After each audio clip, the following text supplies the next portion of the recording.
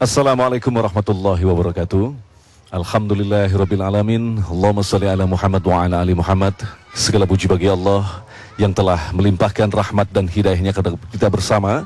Salah satunya adalah dengan memberikan kesempatan kita untuk bertatap muka kembali dalam bersilaturahmi dalam majelis ilmu kita Tabligh Akbar yang disiarkan secara langsung dari Masjid Al-Muhajirin Komplek Jati Kramat Estate, Jalan Raya Jati Makmur, Pondok Gede, Bekasi. Pemirsa yang dirahmati Allah, tema kita kali ini adalah berbicara tentang kejujuran. Kejujuran adalah sebuah kata yang sering kita dengar, sering kita lakukan. Tetapi semestinya kita bertanya, sejauh mana tingkat kejujuran kita? Nah, setelah diurut ke belakang, ternyata kejujuran lahir dari pribadi yang telah mencapai pada posisi yaitu ihsan. Itulah nanti yang akan kita bahas secara mendalam pada segmen kita, yaitu ada 6 segmen. Bersama guru kita, yaitu Kiai Haji Khalil Nafis, yang alhamdulillah telah berada di tengah-tengah kita. Assalamualaikum. Waalaikumsalam. Kiai, apa kabar? Wabarakatuh. Alhamdulillah, baik. Dan sebagai mukadimah seperti biasa, kita akan sedikit mengulas tentang makna kejujuran dalam perspektif Islam. Nah, seperti yang dikatakan tadi sebelum kita bersiaran ini, Kiai, ya, bahwa kejujuran terlahir dari ihsan, dan ihsan ini adalah misi Islam, yaitu menyempurnakan akhlak. Salah satunya outputnya adalah bentuk pribadi ihsan. Ya, Rasulullah Shallallahu Alaihi Wasallam diutus ke muka bumi ini untuk menyempurnakan akhlak. Innama bu'istu liutammima makarimal akhlak. Saya diutus untuk menyempurnakan akhlak, kata Rasulullah Shallallahu Alaihi Wasallam.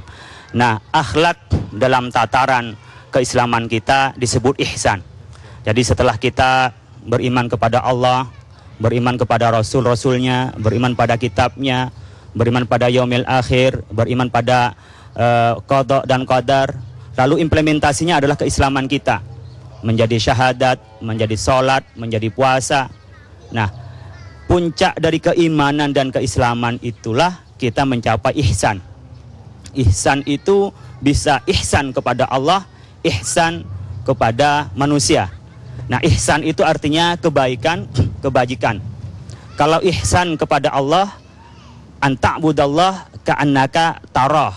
Kita menyembah Allah, kita sembahyang kepada Allah, kita mengabdi pada Allah seakan-akan kita melihat Allah.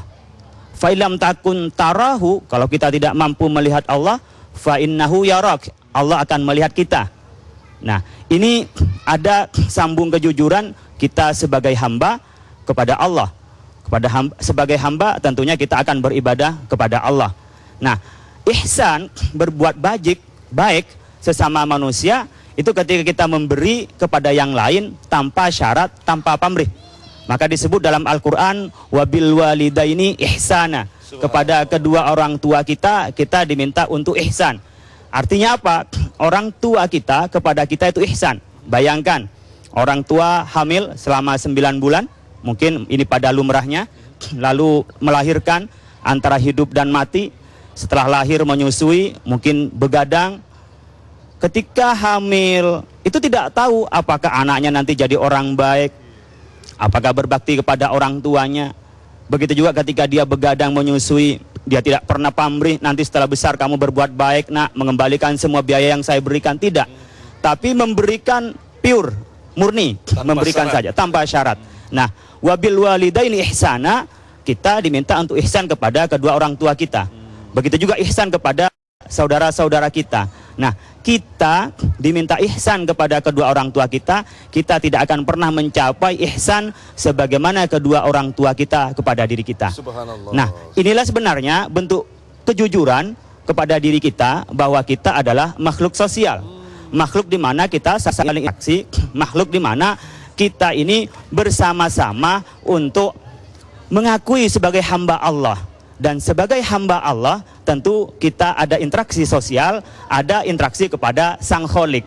Nah, inilah keseimbangan kedua-duanya disebut di dalam Al-Quran, hablum minallah wa hablum minannas. Nah, puncak keislaman kita tadi disebut adalah al-ihsan. Maka disebut dengan rukun iman itu adalah 6, rukun Islam itu 5, yang satu adalah ujungnya dari penyempurnaan iman dan Islam itu menjadi ihsan. Subhanallah, artinya bisa dikatakan ketika orang sudah mencapai pada level ihsan, dipastikan dia akan berlaku jujur.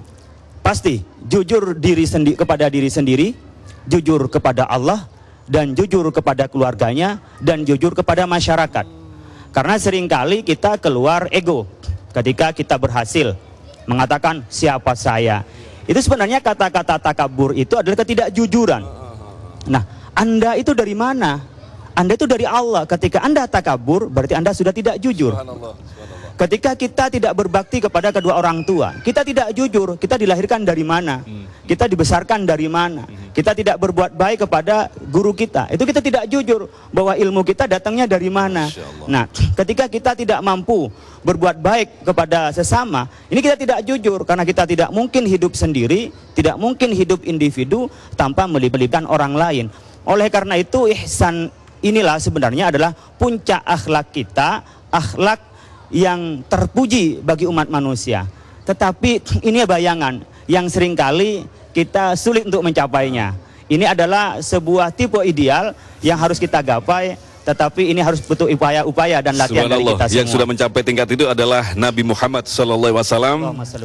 At least ketika kita tidak bisa mencapai seperti itu, kita masih berada dalam koridor untuk mengejar pada posisi itu, walaupun kita tidak mencapai. Kita selalu berupaya untuk menjadi sempurna, menjadi insan kamil. Baik, subhanallah, itulah tadi yang nantinya akan kita bahas pada segmentasi selanjutnya. Ternyata kejujuran terlahir dari awalnya adalah sifat ihsan. Nah, sebelum kita akan mengukur tingkat kejujuran kita sendiri, ada pertanyaan besar. Sudahkah kita mencapai pada level manusia ihsan?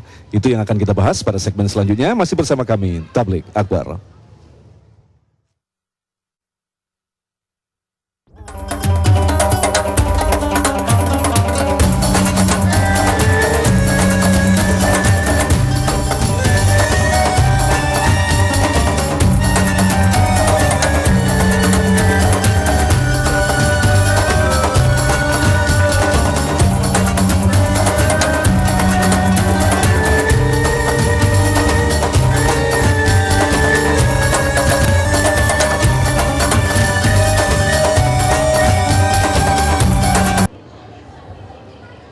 Hadirin jamaah Masjid Al-Muhajirin dan pemirsa TV One di mana berada, rahimakumullah. Kita sudah ada di penghujung 10 kedua di bulan Ramadan ini. Pertama, kita rahmah, karena dari tidak pernah puasa kita masuk berpuasa. Lalu kita masuk pada 10 yang kedua, namanya maghfirah, pengampunan.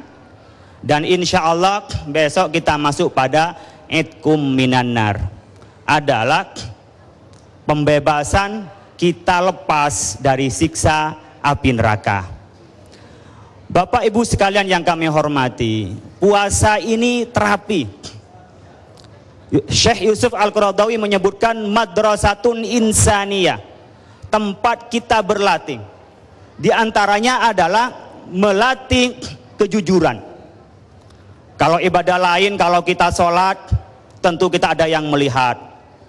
Kalau kita zakat, diberikan kepada yang lain. Kalau kita haji, dianterin, disebut Pak Haji. Tapi kalau kita puasa, itu semata-mata intim kita dengan Allah.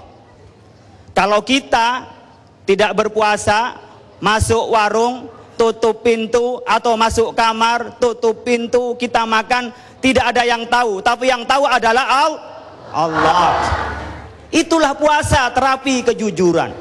Oleh karena itu, sifat yang paling mulia adalah kejujuran. Allah Subhanahu wa taala dalam hadis qudsi menyebutkan, kullu amal ibni adam lahu illa saum fa innahu li wa ana ajzi bih.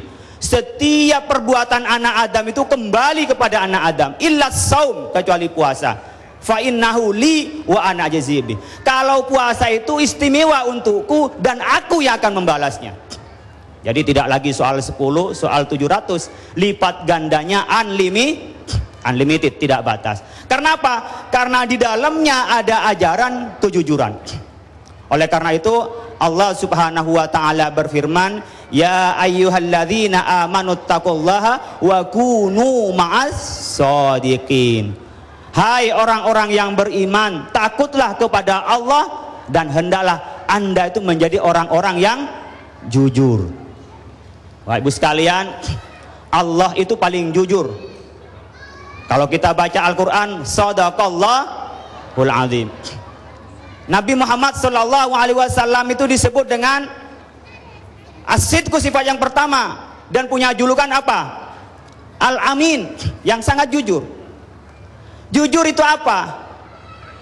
Jujur itu adalah menyampaikan sesuatu sesuai dengan kenyataannya. Kalau kebalikannya jujur, berarti menyampaikan sesuatu tidak sesuai kenyataan. Oleh karena itu jujur bisa kenyataan yang lalu, bisa kenyataan sekarang, bisa kenyataan yang akan. Kalau yang lalu itu disebutnya dengan sesuatu perbuatan yang sudah kita perbuat. Yang sekarang berarti kita ngarang namanya. Jadi kalau tidak, sekarang kita bikin kita ini, itu namanya ngarang. Tapi kalau yang akan datang kita ngomong yang bohong, nanti kita akan kasih begini, kita janji begini, itu namanya janji yang tidak ditepati. Itu juga bohong. Itu namanya juga tidak sodik. Oleh karena itu para nabi semuanya itu bersifat dengan sifat jujur. Tidak ada satupun yang tidak bersifat jujur. Nabi Muhammad disebut dengan Al-Amin tadi itu. Kita bisa menyaksikan Bapak Ibu sekalian, kita ini harus jujur di dalam apa? Perkataan kita. Perkataan ini bisa dilihat dari mana? Dari tindakan kita. Maka keimanan kita disebut dengan tasdikun bil qalbi wa ikrarun bil lisani wa amalun bil jawari. Jadi kalau kita meyakini dan kita menyampaikan sesuatu, itu harus kita mampu melakukannya. Kalau kita menyampaikan sesuatu itu yang benar dengan kenyataan, itu namanya pendapatnya itu juga benar, bukan dipotong-potong demi tujuan tertentu. Pernyataannya digunting, diambil yang manfaat bagi dirinya. Itu yang disebut dengan akhirnya saya tidak pergi, tidaknya diambil, perginya. Saya tidak mengambil, tidaknya dipotong menjadi mengambil.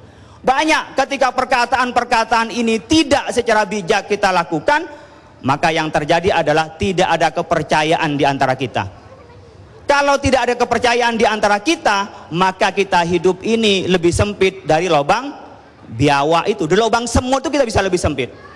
Saya mau tanya Bapak Ibu sekalian, Bapak-bapak itu memilih istrinya itu karena percaya atau tidak? Ibu-ibu memilih suaminya karena percaya tidak? Kan tidak mungkin Bapak Ibu sekalian itu mau berpasangan, mau nikah dengan orang yang tidak bisa dipercaya. Maka ucapan inilah yang menjadi pegangan kita untuk menanamkan kepercayaan. Kalau tidak, kita akan menjadi orang yang bohong. Yang kedua, kita ini harus jujur, harus benar fil muamalah, di dalam muamalah kita. Bapak Ibu sekalian yang menjadi pegawai, mentang-mentang Ramadan masuknya jam 11, jam 2 sudah pulang. Alasannya apa? Puasa. Bapak Ibu sekalian ketika kerja jam 12 keluar ke masjid, tidur, balik ke kantornya jam 2:30. Alasannya iktikaf. Itu namanya tidak jujur.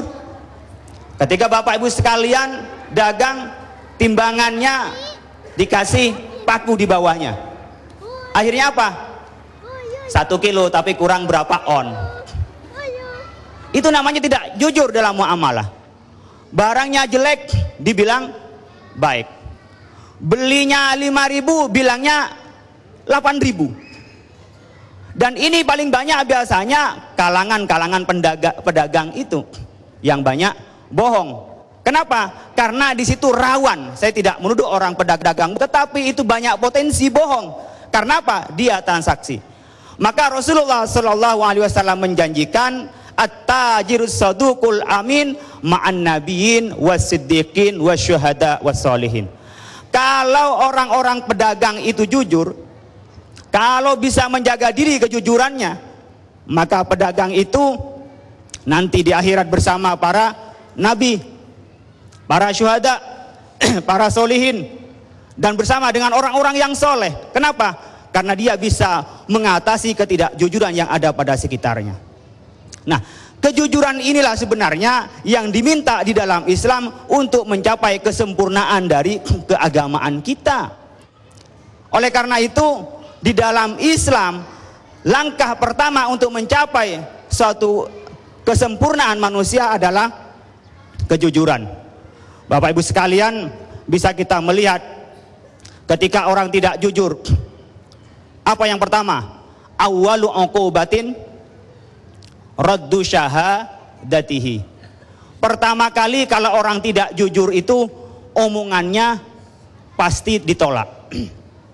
Itu pertama pasti ditolak omongannya. Awalnya itu orang percaya, tapi lama-lama akan ditolak. Bapak Ibu sekalian, bilang sakit, setelah itu teman-temannya pada nyumbang. Bilang sakit kanker, divonis oleh dokter sehingga kita empati semua dan menyumbang. Besoknya oleh Allah dikasih penyakit kanker beneran, walah dia paling main-main. Kenapa? Karena pertama orang empati, kira beneran disumbang, setelah disumbang ternyata itu bohong. Subhanallah. Luar biasa sekali Dr. Khalil Nafis, itulah tadi yang telah memaparkan kepada kita betapa ketika kita mampu melakukan sebuah tindakan kejujuran, kita akan mendapatkan impact yang sangat bagus. Tetapi ketika kita berusaha untuk melakukan ketidakjujuran, Anda akan tahu impactnya seperti itu. Kita tidak akan dipercaya orang. Nah, sesungguhnya untuk mencapai kejujuran itu Allah dalam tanda petik memaksa kita di setiap tahun untuk melakukan prosesi pemaksaan kejujuran, yaitu melalui ibadah puasa kita. Nah, sesungguhnya ketika orang jujur, apa sih yang akan ia dapatkan ketika dia mampu melakukan kejujuran? Itulah yang akan kita bahas pada segmen selanjutnya, masih dalam Tablik Akbar.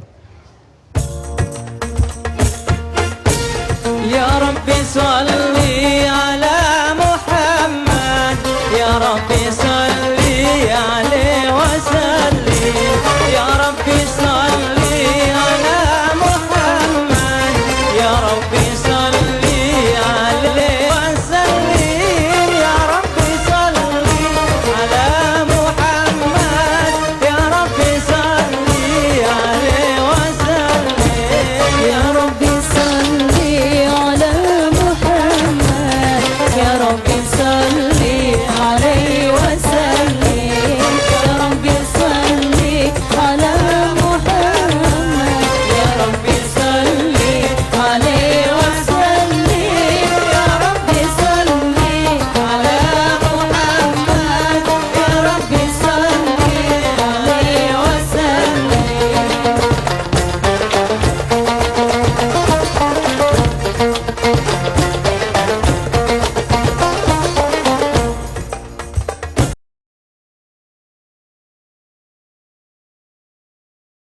Hadirin jamaah Masjid Al-Muhajirin dan pemirsa TV One di mana berada rahimakumullah. Kita tadi mengevaluasi dari lawan kejujuran adalah kebohongan. Dan kebohongan itu akibat yang pertama adalah kita menjadi tidak dipercaya. Kebohongan ini banyak. Ada kebohongan kepada Allah Subhanahu wa ta'ala. Kita bohong kepada Allah, tidak jujur kepada Allah. Kita punya kesuksesan, merasa kita yang pintar, merasa kita yang hebat. Itu bohong. Karena sebenarnya yang menciptakan kita adalah Allah. Ini juga seringkali terjadi di tengah-tengah kita. Karena kepentingan tertentu kita bohong kepada Allah. Wa antaqulu 'alallahi ma la ta'lamun. Kita ngomong bahwa itu dari Allah padahal kita tidak tahu. Kita berpendapat bahwa ini dari Islam, berpendapat ini ajaran Islam, Islam mengajarkan A, B dan C, dan kadang-kadang menyesatkan kepada yang lain. Kita mengatakan ini dari Allah. Mungkin karena dia tidak tahu sehingga dia mengatakan ini dari Allah. Imam Malik sebagai imam mazhab fikih, ketika ditanya sekitar 73 pertanyaan, ia hanya beberapa yang bisa menjawab dan mengatakan. Yang tidak tahu bilang tidak tahu. Tidak perlu gengsi, kalau memang tidak tahu bilang tidak tahu. Wa antaqulu 'alallahi ma la ta'lamun. Jangan bilang dari Allah begini, ayat begini juga bohong. Tidak tahu ngomong. Yang kedua, ada kalanya bohong kepada Allah Subhanahu wa taala. Dia tahu bahwa Allah itu tidak berfirman seperti itu, dia tahu bahwa Islam tidak mengajarkan seperti itu, tapi dilakukan itu untuk kepentingan politik, untuk kepentingan dirinya sendiri. Umpamanya ada yang bayar, disuruh ngomong yang menyesatkan, dia bilang, jadi dia berpendapat sesuai pendapatan. Jadi pendapatnya tergantung pendapatan. Jadi dia berbedanya bukan beda pendapat, tapi persoalannya kenapa beda pendapat? Karena beda pendapatan. Ini yang payah seperti ini. Orang pinter tapi tidak ada kejujuran intelektual di dalam dirinya. Akhirnya apa? Wa antaqulu 'alallahi ma la ta'lamun. Ya, seperti dikatakan di dalam surat li'ila fi Quraisyin ila fihim rihlatasyita'i was-saif falyabudu rabb hadzal bait alladzi at'amahum min ju' wa amanahum min khauf. Pendapatnya tergantung siapa yang at'amahum min ju', yang beri makan, wa amanahum min khauf, dan siapa yang menjamin. Itu pendapatnya tergantung pendapatan yang tadi. Ini namanya bohong kepada Allah. Jadi ada karena tidak tahu, ada karena memang sengaja dia pinter, tapi karena ada kepentingan kita bicara. Kata Allah Subhanahu wa taala dalam firman-Nya, firman Allah Subhanahu wa taala, "Innama yaftaril kadziba alladzina la yu'minuna bi ayatillah." Orang-orang yang senang bohong itu adalah orang yang tidak beriman kepada ayat-ayat Allah. Jadi kalau kita masih sering bohong, itu perlu ditanyakan itu, saya ini beriman atau tidak. Rajin ke majelis taklim, tapi pulang kok masih sering bohong. Uangnya buat beli yang A, dibilang yang B. Lalu juga banyak hal-hal yang bohong barangkali dalam keluarga, dalam hubungan masyarakat, dalam jual beli.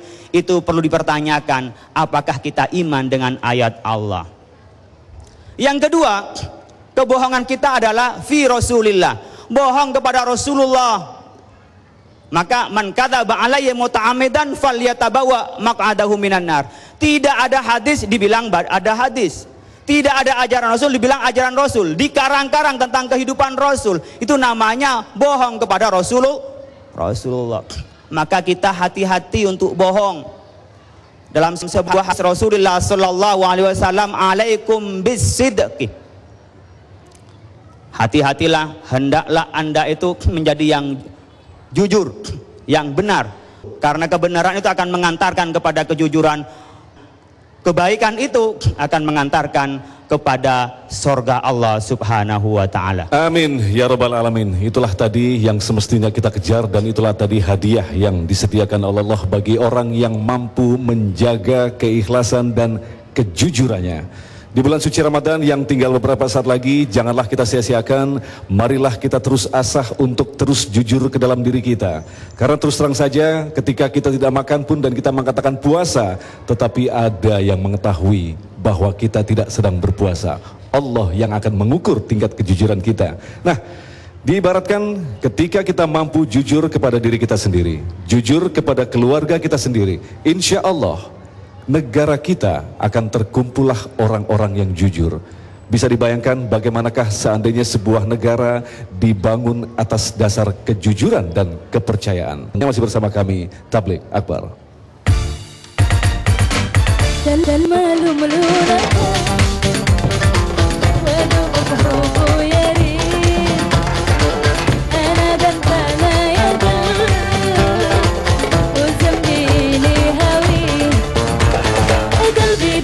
قلبي قلبي هلونك قلبي هو لحمدك وانا قلب حبيب قلبي دك قلبي قلبي هلونك قلبي هو لحمدك وانا قلب حبيب يا حليل حوال توبة قلبي انت ودوبة توب الحبيب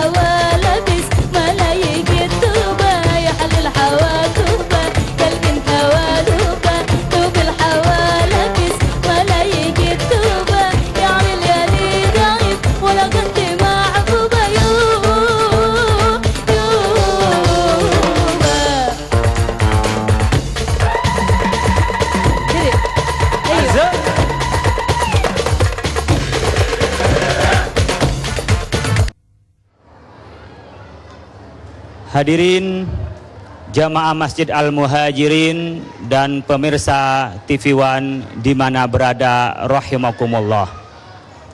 Di akhir segmen ini saya ingin bercerita tentang Khalifah Umar bin Khattab radhiyallahu an.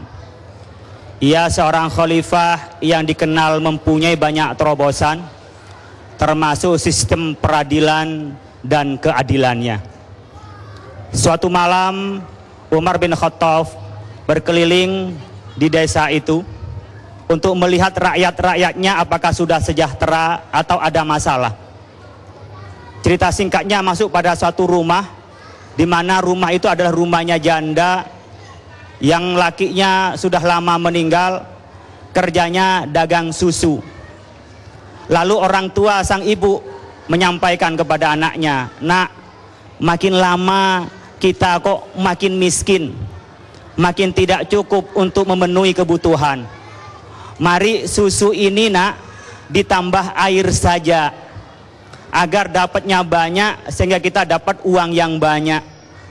Sayyidina Umar ngintip, kata anaknya, "Jangan bu." Ibunya memaksa, "Ayolah nak, ini kebutuhan kita. Kalau hanya mengandalkan dari kita ngambil susu itu tidak cukup nak." Kata anaknya, "Tidak bu." Kenapa? Takut dihukum oleh Khalifah Umar bin Khattab. Iya, Khalifah tidak tahu, Khalifah tidak akan mendengar ini. Lalu sang anak bilang, "Ibu, meskipun Khalifah Umar bin Khattab tidak mendengar, tapi Allah melihat kita ibu." Mendengar cerita ini, Sayyidina Umar balik dan menyampaikan pada anaknya, "Anakku, tolong anda kawin dengan anak yang anak masih belia itu, anaknya janda, dia orang jujur. Asim bin Omar mengawininya." Singkat cerita, anak itu dikawin oleh anaknya Khalifah, dan itulah berkah dari kejujuran. Bahwa kejujuran akan melahirkan berkah, dan hanya kejujuran yang melahirkan kepercayaan, dan hanya kejujuran yang melahirkan kedamaian di antara kita. Tidak ada lain malapetaka Republik ini, tidak lain yang malapetaka di keluarga ini, di masyarakat ini, kalau tidak ada kejujuran di tengah-tengah kita. Mudah-mudahan kita menjadi orang-orang yang amin ya rabbal alamin. Pemirsa yang dirahmati Allah, berbicara tentang jujur, ada konsekuensinya ketika kita menjadi orang jujur di dunia ini. Konsekuensi yang paling utama adalah kita dimusuhi oleh orang-orang yang tidak jujur. Tetapi justru disitulah alasan Allah mencintai orang-orang yang jujur. Demikian tadi tabligh akbar untuk kesempatan kali ini, dan insya Allah akan sekali lagi mempertebal iman kita. Dan jangan lupa besok kita akan kembali tampil dalam tabligh akbar dari Masjid Sa'adatud Darain, Jalan Pejaten Raya, Jakarta Selatan. Saya Agung Zulhak mewakili segenap kerabat kerja tabligh akbar mengucapkan terima kasih atas perhatian Anda. Billahi taufik wal hidayah. Wassalamualaikum warahmatullahi wabarakatuh.